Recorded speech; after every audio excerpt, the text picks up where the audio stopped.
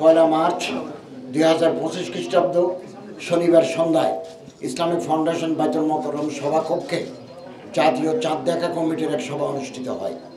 সভায় 1446 হিজরি সালের পবিত্র রমজান মাসের চাঁদ দেখা সম্পর্কে সকল জেলা প্রশাসন, ইসলামিক ফাউন্ডেশনের প্রধান কার্যালয়, বিভাগীয় জেলা কার্যালয় সমূহ, বাংলাদেশ আবহাওয়া অধিদপ্তর এবং মহাকাশ গবেষণা ও দূর অনুধাবন প্রতিষ্ঠান হতে প্রাপ্ত তথ্য নিয়ে পর্যালোচনা করে দেখা যায় যে বাংলাদেশের আকাশে পবিত্র রমজান মাসের চাঁদ দেখা গেছে।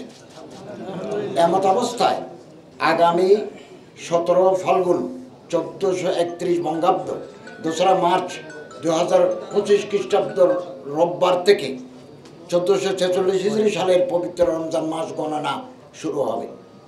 তৎপ্রেক্ষিতে আগামী 26 রমজান 1446 হিজরি, 13 চৈত্র 1431 বঙ্গাব্দ, 27 মার্চ 2025 খ্রিস্টাব্দ তারিখ বৃহস্পতিবার দিবাগত রাতে পবিত্র লাইলাতুল কদর উদযাপিত হবে ইনশাআল্লাহ। মহান আল্লাহ রাব্বুল আলামিন আমাদের সকলকে নেক আমল করার, রমজানের শিক্ষা এবং আদর্শ পরিশুদ্ধি মেনে চলার, পবিত্রতা রক্ষা করার তৌফিক দান করুন, আমিন। আসসালামু আলাইকুম ওয়া রাহমাতুল্লাহি ওয়া বারাকাতুহু। রমজান আসলে আমাদের দেশে নিত্য ব্যবহার্য পণ্যদ্রব্যের দাম বেড়ে যায়। এটা কমন ফেনোমেনা। পৃথিবীর বহু দেশে, মালয়েশিয়া, সৌদি আরব, আরব আমিরাতে আমরা দেখেছি ডিসকাউন্ট দেয়। রমজান আসলে 10%, 5%, 15% ডিসকাউন্ট দেয়। আমাদের এখানে উল্টা। এবং দ্রব্যমূল্য বৃদ্ধি পায় এবং নিত্য ব্যবহার্য দ্রব্য সামগ্রী হোর্ডিং করে রাখে।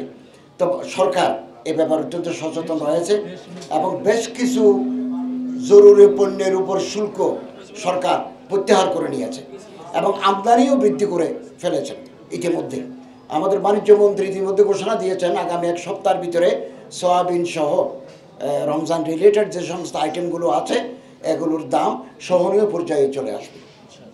এবং আমরা ব্যবসায়ী ভাইদেরকে অনুরোধ করি রমজানের পবিত্র রক্ষার্থে এই পবিত্র মাসে তারা ব্যবসা করবেন, লাভ করবেন, নিঃসন্দেহে করবেন, তবে তারা যাতে জিনিসপত্রের দাম সহনীয় পর্যায়ে থাকে এই ব্যাপারে প্রয়োজনীয় তারা মানসিকভাবে তৈরি থাকবেন, প্রস্তুতি নেবেন, এটা আমরা ব্যবসায়ী ভাইদের প্রতি অনুরোধ জানাচ্ছি। ইসলামিক ফাউন্ডেশন থেকে যে ক্যালেন্ডার বেরিয়েছে এতে খুব বেশি বিভ্রান্তির সুযোগ নেই।